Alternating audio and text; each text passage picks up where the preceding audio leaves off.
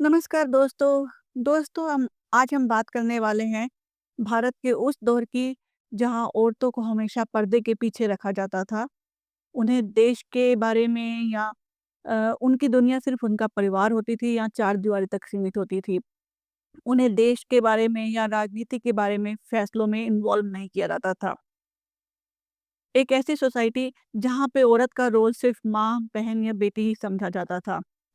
फिर उसी ज़माने में एक औरत आती है जो अपने नाम पर, अपने बलबूते पर और अपनी बहादुरी की एक मिसाल कायम करती है, बल्कि वो दिल्ली की पहली महिला सुल्तान बन जाती है। बिल्कुल सही, यहाँ पे मैं आपको बता देना चाहती हूँ कि मैं उनको सुल्तान क्यों कह रही हूँ और सुल्ताना क्यों नहीं कह रही। पहले ये शब्द शायद उनके लिए एक्यूरेट शब्द सुल्ताना होना चाहिए था, लेकिन उन्होंने खुद ही मना किया कि उन्हें सुल्ताना नहीं बल्कि सुल्तान कहकर बुलाया जाए, क्योंकि वो एक सुल्तान की तरह ज़िम्मेदारियाँ निभा रही थी।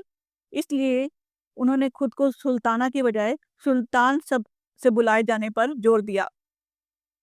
आज हम बात कर रहे हैं रज़िया सुल्तान के बारे में। रज़िया का जन्म 1205 में हुआ। वो सुल्तान शमशुद्दीन इल्तुतमिश की बेटी थी। वो दिल्ली की सल्तनत के सबसे मजबूत शख्सों में एक था। रज़िया कोई आम शहजादी नहीं थी, जहाँ महल की बाकी लड़कियाँ सिलाई-कढ़ाई सीखती थी और घर गृहस्थी के बारे में नॉलेज लेती थी और शायरी और अदब की बातें सीखा करती थी। वहीं रज़िया अपना ज़्यादातर समय में या तो तलवार चलाना सीख रही होती थी, घोड़े पर सवारी घुड़सवारी की प्रैक्टिस किया करती थी।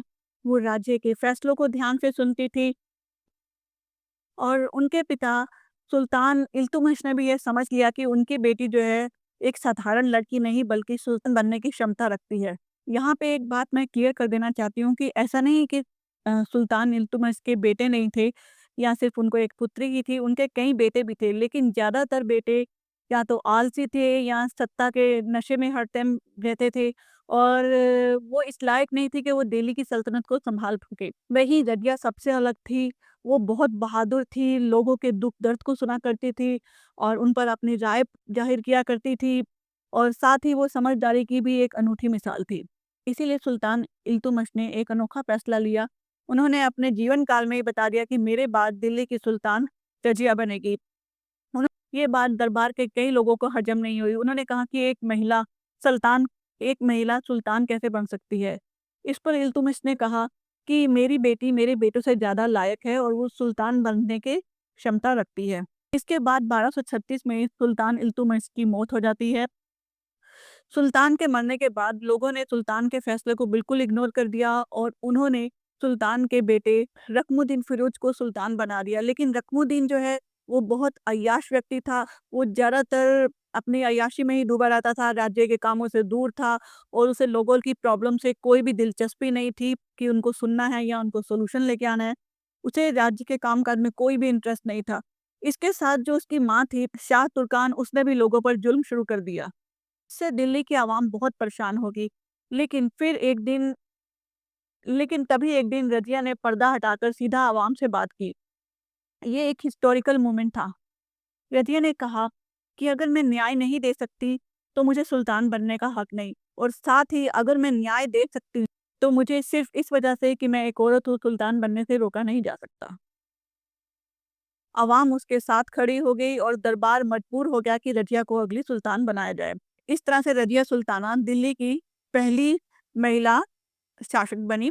रज़िया ने सुल्तान बनते ही कहा कि मैं सुल्तान की बेटी नहीं बल्कि एक शासक हूँ और साथ ही रज़िया ने पर्दा सिस्टम को हटा दिया और मर्दों जैसा लिबास पहनकर यानी कि खुद मिलिट्री का लिबास पहनकर खुद तख्त पर बैठी और आवाम की परेशानियों को सुना और उन पर अपना फैसला भी सुनाया। वो खुद घोड़े पर बैठकर सेना का निरीक्षण करती थी और खुद भी तलवारबाजी उन्हें आती थी और साथ ही वो हर धर्म के लोगों को बिल्कुल बराबरी से देखती थी। उनके लिए राज्य पहले था और रिवाज बाद में। रतिया ने अपने छोटे से शासनकाल के दौरान एजुकेशन को बढ़ावा दिया, बहुत सारे मदरसा खोले गए और लाइब्रेरीज को सपोर्ट किया गया। इसके साथ उन्होंने एक मजबूत न्याय व्यवस्था दी जिसमें अमीरों और गरीबों के लिए एक जैसा कानून बनाया गया। उन्होंने देश की बाकी लोगों को भी इंस्पायर किया कि वो सिर्फ घर के काम-काज के लिए नहीं बनी है, वो देश की राजनीति में भी आ सकती हैं और देश की सत्ता सँभाल सकती हैं। साथ ही उनकी जो विज़न था हिंदू और मुस्लिम लोगों के लिए वो अलग विज़न नहीं था, वो दोनों धर्मों को समान दृष्टि से देखती थी, उनमें कोई भेदभाव नहीं करती थी। रज़िया के लिए लीडरशिप का मतलब था ज़िम्मेदारी, ना कि घमंड। लेकिन रज़िया का सबसे बड़ा दुश्मन कोई विदेशी नहीं था, बल्कि उसके अपने ही थे, यानी उसके अपने ही राज दरबार के लोग उससे सहमत नहीं थे। उनसे ये बात हज़म नहीं हो रही थी कि एक औरत पर्दे के बिना कैसे रह सकती है? एक औरत कैसे राजगद्दी पर बैठ सकती है और कैसे बड़े-बड़े फैसलों में अपना हुक्म सुना सकती है? क्योंकि ज़माना जो है वो मेल डोमिनेटेड सोसाइटी थी, तो मेल डोमिनेटेड सोसाइटी से कभी भी ये हज़म नहीं हो पा रहा था कि कैसे वो एक औरत के हुक्म माने। उनके खिलाफ यहाँ पे कई साजिशें की गई, कई रूमर्स उड़ाए गए, कई अफ़वाहें बनाई गई। जैसा कि आज की तारीख में भी ऐसा होता है कि जब भी कोई औरत तरक्की करती है, तो अक्सर उसके किरदार पर सवाल उठाए जाते हैं। उस ज़माने में भी ऐसा हुआ, उनके किरदार पर सवाल उठाए गए, उनके फ़ैसलों पे सवाल उठाए गए और उनको घमंडी कहा गया।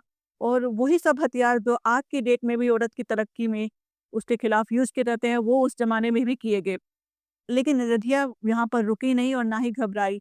उसने मस्जिदों में जुम्मे को अपने नाम से रुतबा पढ़ने का हुक्म दिया, उसने अपने नाम के सिक्के जारी किए और वो बाकायदा मिलिट्री यूनिफ़ॉर्म पहनकर अपने राज दरबार में आती रही और लोगों की परेशानियाँ सुनती रही, उन पर अपना डिसीज़न भी देती रही और अपने राज्य का पूरा निरीक्षण वो बहुत ही कुशल शासक की तरह करती थी।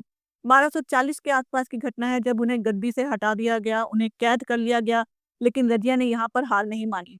उन्होंने फिर से सेना जोड़ी और फिर से लड़ने के लिए निकली।